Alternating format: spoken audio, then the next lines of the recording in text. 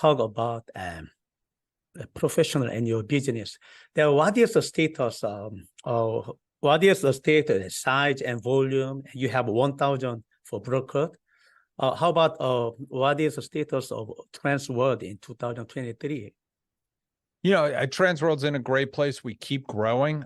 We've grown just about every single year that we've been in existence as a company since 1997. We've grown just about every single year. Maybe there was a blip in two places, tough places, as you said. There's always pain points like after 9/11, and then certainly in 2009 and 10 during the economic downturn. But other than that, it's been a very upward trend to both revenues and earnings. Again, we keep growing. We have offices in Europe and France and UK and Ireland now. We've grown into the UAE, into several of the Arabic countries over there. We've been in Australia. We're in Singapore. We're throughout Canada. So we've grown internationally. So we have many international offices, and now we are working on several other places that we're looking forward to opening soon. And, and we continue to grow the team here in the United States where, we're growing. Our offices are growing. What we see is happening is franchisees that are successful continuing to buy more territory, hiring more people. Right now we have approximately 4,000 listings at any one time. We're selling, literally thousands of businesses a year. And, it's been really good. Even, with some of the headwinds that have been out there in the economy, we still continue to grow because there's so much opportunity out there. I wonder, when I attended that IBBA in Orlando, Florida, most of the business broker community is senior or over 50 and 60, but there's many young folks in Transworld. Do you have any secret how you can maintain that organizations stay young? It's really heartening to see young people come into our industry and diverse people like women and people of other ethnic diversities. We encourage that. We want to see more and more people join us, and we're looking forward to having lots of people join us. How do we keep it young? I mean, this business has been known as a place for a lot of older people, and I think that's because of the economics of it. I think what you see is business owners, a lot of people sell their business and then become business brokers because it's tough to be a business broker. It takes months sometimes to close your first deal.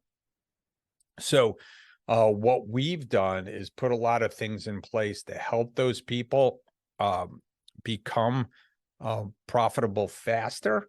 So we've come up with ways to support our young people into getting listings faster, into closing those listings faster. And we've also come up with ways for them to earn money along the way, whether it be through broker opinions of value or being able to refer franchises and go out there in the world.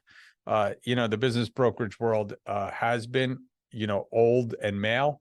But we certainly see that changing, and so we're excited by that. Andy, can you tell us how to Transworld always stay young business broker come in? Yeah, so this business has been very old, right? Like I still feel like I'm a young person in this business, and I'm 50 something years old. So, and I think that was out of just what usually happens in this business. A lot of people who sell their businesses eventually become business brokers, and people who come into the business usually have to wait, sometimes 6 months, 9 months for their first commission check. So the way we've been able to work with younger people is to bring them in either as partnering with people that already have deals and they get to share in those commissions, and then they can eventually go out on their own and or we try to speed them to being able to earn money faster. And that could be through helping them get listings or helping them do some franchise deals or helping them do some BOVs, which is broker opinions of value. We have ways that people can make some income until they hit their first deal. So we love young people. We love having people of diversity in this business. I think it's been really good for the industry. And I'm glad to see a lot of younger people coming in. Okay. And then, what do you think right now? When I talk with the business broker community, they worry about the two things, new technology and also interest rate. That how to business broker and or buyer or small business sellers, how do they can maintain in these economic situations? Well, I think two things. I'll handle the interest rate question first. So first of all, interest rates are probably normal now, right? So what we had for years over the last several years was not normal. Rates down in the zeros for the 1 or 2%, plus with an SBA loan, maybe it was 5 or 6%. That's probably way too low for a regular business investment. So SBA loans at 8, 9, maybe even 10% are probably what we're going to have to deal with out there in the world. So banks are going to have to price them appropriately. Sellers are going to have to accept those prices, and buyers are going to have to understand that it costs money to borrow money. So I think once everybody has gotten used to it, and I think that's already happening, right? We're seeing a lot more SBA deals close in the second half of 2023 than they did at the beginning of 2023. So I think it's normalizing, and I think interest rates will come down somewhat once perhaps some of the recessionary or things that the Fed have done to kind of calm down the economy, calm down inflation. I think once those inflationary pressures come down somewhat, and I think the interest rates will come down a little bit, but I don't think we'll ever see the interest rates as low as they were. And technology. Yeah, technology. So this is a data business, right? This is all about harnessing data. This is about us getting the information from a seller, communicating that information out to potential buyers, and the buyers deciding on whether they want to buy that business based on that data. We are going to get better at going out there and getting that data for buyers. And, things like BizBen are helping us, communicate to buyers. And I think that will only continue to be more efficient. And I think there is so much coming down the line as far as data is concerned, as far as people being able to sell portions of their business with the new stock sale changes. I think people will someday sell their gig businesses. I think people who are out there doing things on Fiverr or things like that will be able to sell those businesses one day, those small little practices. So I think we're going to see a lot more of an efficient market, that if somebody wants to buy a business, they're going to be able to go out and find that business much easier. I think we as business brokers and as portals like yourself need to work together to get more of that information, get it ability to match those buyers and sellers, be able to even match buyers and sellers that may not even be in the market or on the market, and be able to suggest to people, hey, have you ever thought about growing through acquisition, Mr. Business Owner, Ms. Business Owner? And on the buy side, and on the sell side, being able to get people to buy and sell much more efficiently. And I think that's all coming down the road. I think the good news is it's still a very complicated process of buying and selling a business. So I don't think it'll be done completely by robots, but I think AI is going to help us, again, gather that information, be much more efficient in finding the right buyer for a business. Got it. And Andy, as like head of Transworld, what is your plan? What is your plan for 2025? 2024 is a few months ahead. What you imagine, what you in your mind in 2025? Yeah, so in 2025, we're hoping to continue to expand internationally. We really like that. We want to bring a global marketplace together. We also want to make it easier for our people to do business. I mean, we're always looking to up our game in technology and things like CRM systems and things like AI to be able to create documents for us. So we're always looking for those efficiencies, and we'll continue to employ those. And, I think we're going to continue to grow, even though, listen, I wish all the best to my competitors too, all the people that are in business brokerage. I think this industry has a long way to go to be saturated. I think it has. I mean, I think there's tons of opportunity for all of us, and we all need to continue to come together.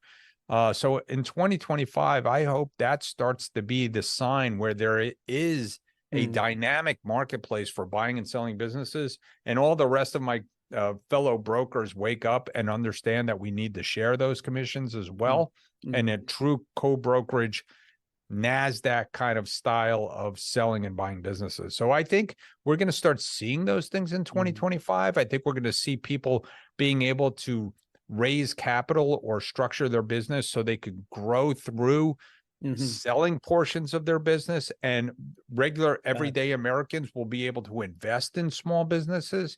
There's still a lot of work to be done in, stock sale compliance laws and SEC regulations.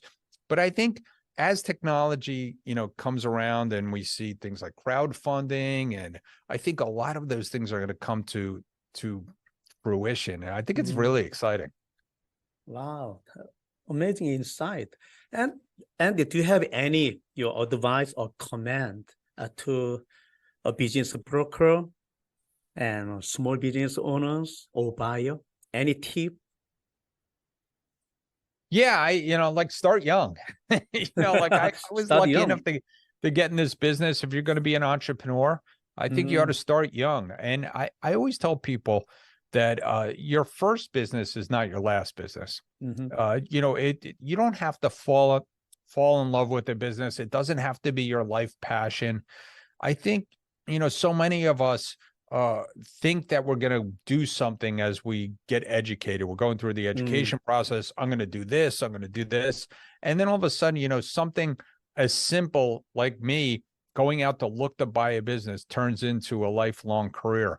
I think, in these days, young people get involved in a lot of different things, and they're not afraid of having experiences. So I'm always telling people, hey, have the experience of owning a business, buy it, build it, sell it, move on to the next one. And that would be my advice to a lot of people. Wow. Entrepreneurship and also collaborating. Yeah, sometimes we are compete, but we work together. Yes. Okay.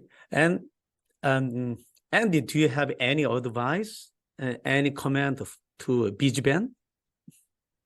Yeah, I mean, listen, I always want to, up our game in sharing information. I think it's really important that business brokers and the portals out there like BizBen continue to share how best we can serve our customers, that we can go out there and help business owners understand the marketplace. I think there's still a big gap in people understanding how to buy a business, how to sell a business. And that's going to come through education. And so my advice to BizBen is, hey, let's all be partners and let's all try to educate people the same way.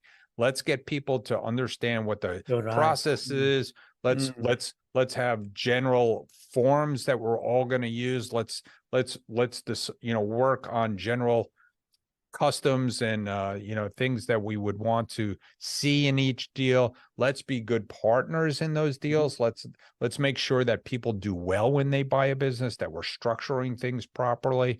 Because I think that would be better for everybody. And Andy, I heard about you have some nonprofit activity out of Transworld. What is that?